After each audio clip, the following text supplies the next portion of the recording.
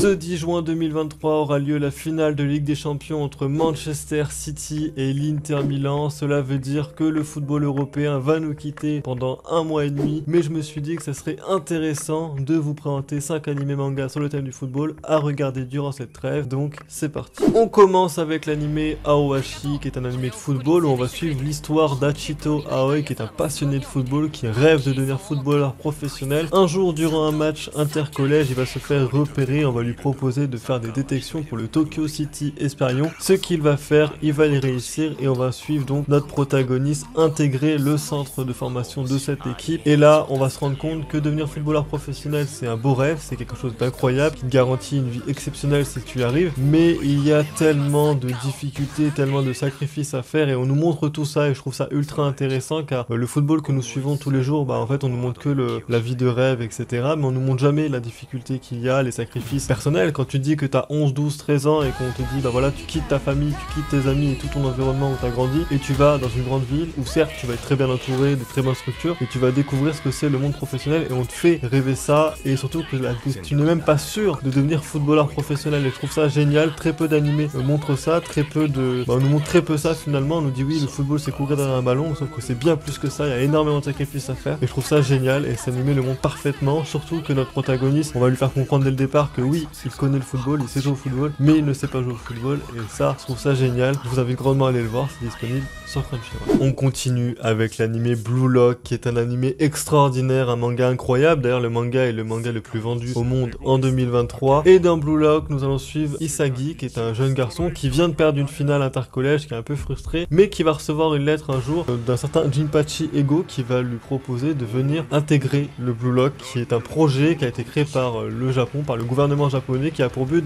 de réunir les 300 meilleurs attaquants lycéens du pays dans un même endroit et de les former à devenir le meilleur attaquant du monde. Donc là, oubliez l'esprit d'équipe, l'esprit collectif, le fair play, etc. Le projet a pour but de créer l'attaquant ultime, l'attaquant le plus individualisme du monde et de l'intégrer dans l'équipe du Japon pour gagner la prochaine Coupe du Monde. C'est un animé extraordinaire où chaque étape du projet Blue Lock va être totalement innovant. Les personnages sont inspirés de footballeurs réels et je trouve ça génial. Les chara-designs sont incroyables. Je vous invite grandement à aller le regarder ou à aller le lire si vous ne l'avez toujours pas fait parce que Blue Lock, ça va clairement être l'un des animés, si ce n'est l'animé de la prochaine décennie, de cette décennie actuelle. Donc je vous invite à aller le lire ou à aller le voir si ce n'est pas le cas parce que vous allez être choqués et vous allez adorer. On continue avec la légende dans ce thème, c'est Captain Tsubasa. Est-ce que je dois vraiment vous présenter Captain Tsubasa parce que c'est clairement la légende sur le thème du football, c'est lui en fait, c'est le manga le plus culte, l'animé le plus culte, qui a actuellement une réadaptation qui est en cours, une saison 2 est prévue pour 2023 et elle est, l'animé est génial tout simplement. Vous avez ensuite Tsubasa Ozora qui est un passionné de football, le ballon est son meilleur ami, son rêve c'est de devenir footballeur professionnel et de faire gagner une coupe du monde à son pays. Voilà en fait c'est ça, on va suivre Tsubasa, son quotidien, son équipe, ses amis, sa famille et c'est génial et on va passer d'un mec qui jouait au collège avec ses potes à un mec qui va aller très loin avec l'équipe nationale. Donc je vous invite grandement à aller le voir, l'animé est très long mais il y a des nouvelles réadaptations qui font que l'anime est beaucoup plus condensé avec une meilleure qualité d'image. N'hésitez pas à aller le voir, c'est toute une génération, Olive et Tom, pour ceux qui connaissent. On continue avec l'animé Days, qui n'a pas fait beaucoup de bruit quand il est sorti à l'époque. Il y a 24 épisodes, il y a eu des OAV qui sont sortis après. Où nous allons suivre Tsukushi, qui est un jeune homme qui va faire la rencontre de Jin Kazama, qui lui est un génie du football, et Jin va lui proposer de faire du foot avec lui. Sauf qu'il va se rendre compte que Tsukushi, il est nul, quoi. Il sait pas jouer au football, il n'a aucune passion particulière, mais le football, c'est pas pour lui. Sauf que Tsukushi va bien aimer, en fait, de jouer au foot, voilà, de pouvoir se faire des amis là-dedans. Il va intégrer le club de Jin, sauf qu'il est nul, tout le monde va un peu le regarder en mode mais qu'est-ce qu'il fait là, on sait pas pourquoi, mais malgré qu'il soit nul et qu'il en a conscience, il est tellement motivé, il est tellement galvanisant et il a une telle persévérance, on va s'attacher à ce personnage, mais c'est génial à suivre parce que c'est un peu un message de même si t'as pas de talent,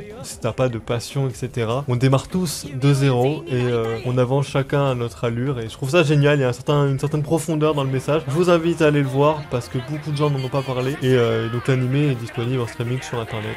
Et enfin on termine avec Sayonara Watashi no Kramer, qui est un animé de football féminin et je trouve ça intéressant parce que moi il y a quelques années j'avais acheté les 2 tomes de Sayonara Football qui est le préquel de cet animé et Sayonara Football parlait d'une fille qui voulait faire un match de foot mais vu que c'était une fille on lui disait non alors qu'elle était très forte, très passionnée. Et là Sayonara Watashi no Kramer, nous en suivons Suo qui est une passionnée de football qui n'a jamais gagné un match durant ses années collège, mais au lycée elle va rencontrer rencontrer Midori Soshizaki qui est donc sa rivale et elle va lui proposer de rejoindre son équipe et on va suivre donc cette équipe de football féminin au lycée jouer au football et je trouve ça génial. Il y a très peu d'animés de football féminin.